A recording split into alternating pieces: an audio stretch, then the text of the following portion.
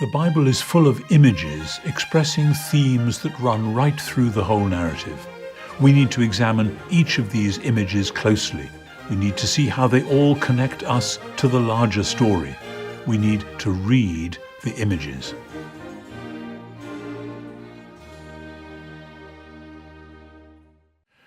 For most Western Christians, for the last few hundred years at least, the idea of death, bodily death, has been seen simply as the stepping stone into heaven or wherever it is we go after death, without any thought for what happens actually, according to the New Testament, in God's creation of new heavens and new earth.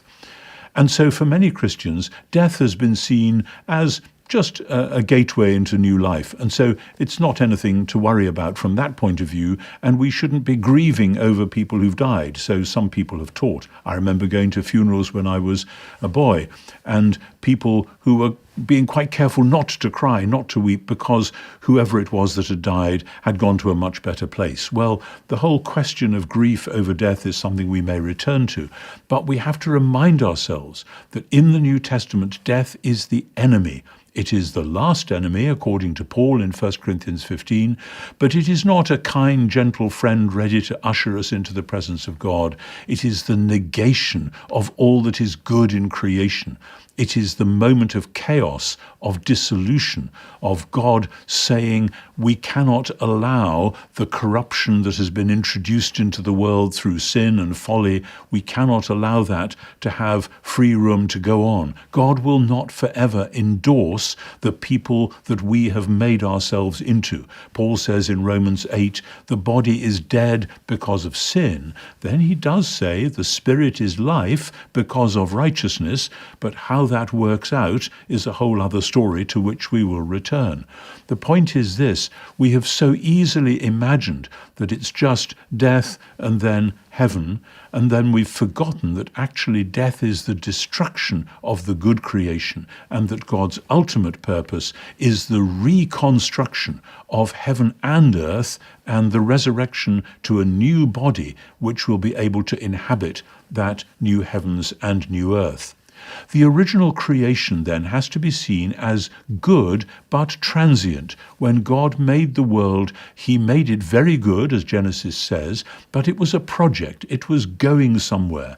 And God put into his creation the symbols and signs of what it would take for humans to be his partners in that project. But if they were to eat of the tree of the knowledge of good and evil, God says, on the day that you do that, you will die.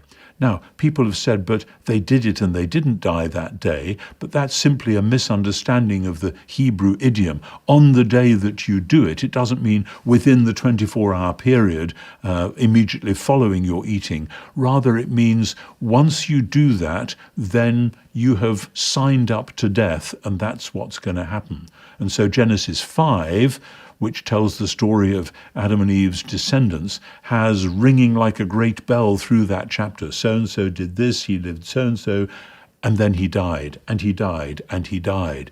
It's a way of saying God meant what he said, that there is no way of sliding round the edge of that curse of death. And death is a curse. It's the denial of the goodness of creation. And there are some, from time to time, we see in the Old Testament who try to say that they have made a covenant with death. There's a passage in the book of Isaiah, chapter 28, where Isaiah denounces the people who say they have made a covenant with death. With Sheol we have an agreement. This is Isaiah 28, verse 15. And when the overwhelming scourge passes through, it won't come to us. We have made lies our refuge, and in falsehood we have taken shelter. In other words, humans try to fool themselves and try to fool one another that they can do a deal, that actually death isn't going to matter, that as some people have said death is nothing at all. There's a passage written by an old Anglican theologian from 100 years or more ago, which begins, "Death is nothing at all. I've just slipped into the next room." That is a lie. That's not what it's about. And actually the theologian in question went on in the next paragraph of the sermon to explain that that may be how it seems from time to time when someone you love has just died, but actually it is a terrible, a horrible thing, a matter of the rending of one's very heart. So death is the destruction of what is good. It's not just an easy passage. And the Old Testament does, however, have glimpses of a rescue from death, not a going to heaven, but rather in Psalm 16 there is a promise that God will not abandon us. He will not let us see corruption, a promise which remains in abeyance until many years later it is fulfilled in Jesus.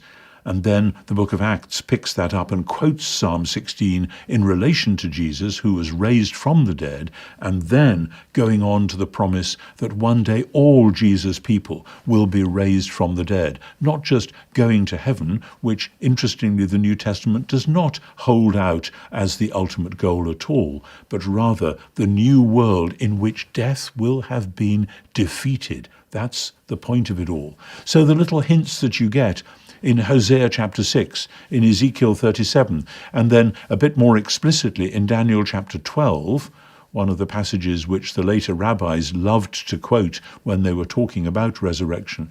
These are hints that God will do something more, not just, well, after death God will look after you, though he will, that's promised as well, but that eventually there will be a new creation and that death itself will be overcome. This is all based on the belief that God is the creator who has promised to put all things right. If you take away the idea of God as the good creator, then maybe this present world is a mess. It's just a fudge as thrown together by the forces of nature by themselves, and it may be a good thing if we escape it. Many people believe that today. Or if you think, well, yes, it was a good place, but it doesn't look as though anything good can now come out of it. In other words, God is not going to put it right. If you believe that, then again, no need for resurrection. Death may, it turns out, have the last word. But if God is the good creator, and if he is the judge who has promised to set everything right, then resurrection will follow. Death will be defeated. This, of course, bursts out in the New Testament in a whole new way. Jesus' announcement of God's kingdom coming on earth as in heaven, and Jesus pioneering the way of healing and hope throughout his short but powerful earthly career. These are ways of saying yes to life and no to death. So that even when Jesus weeps at the tomb of his friend, Lazarus, in John chapter 11, he weeps because death is cruel and nasty and mean. And Jesus can, even though Jesus knows that God the Father is going to overcome it in the case of Lazarus, and then specifically in his own case, Jesus weeps because he sees the damage that death does to communities, to families, and so on. But out of all that, Jesus is announcing that something new is on the way. When one of Lazarus' sisters said to him, if only you'd been here, my brother wouldn't have died, Jesus says, your brother will rise again. And she says, well, I know he will rise at the resurrection on the last day.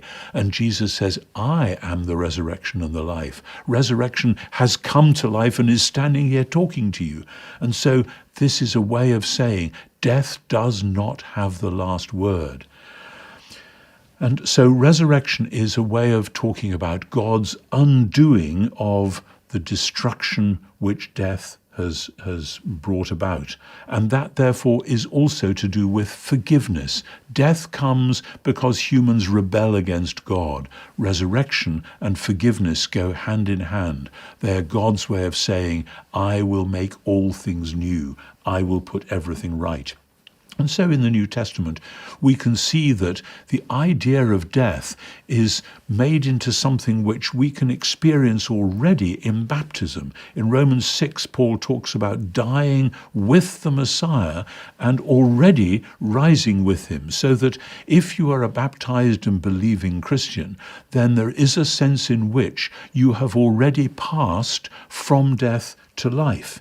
It's a fascinating promise which Jesus himself echoes in John 5, verse 24.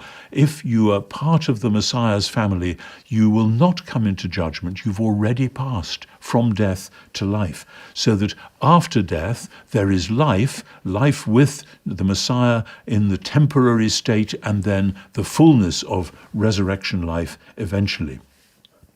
So there is, of course, a subsense in which, as all pastors know, when you are with somebody who is deeply sick and for whom the only way forward is through bodily death sometimes appears as a kindly friend, putting somebody, as we say rather crudely, out of their misery. Yes, that can be how it is. I have sat at the bedside of people who have died for whom it was, as it were, a blessed relief, a kind of a sigh of relief.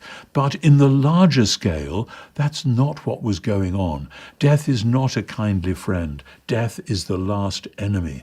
And new heavens and new earth is God's defeat of death. We must not make the mistake of those in Isaiah 28 who thought they could make a covenant with death and say, it's all right, really. No, death is to be defeated. We must not make peace with it. It has been defeated by Jesus on the cross and in his resurrection. It will be defeated in the last day when God makes new heavens and new earth. And we are called in the present already to be people of life.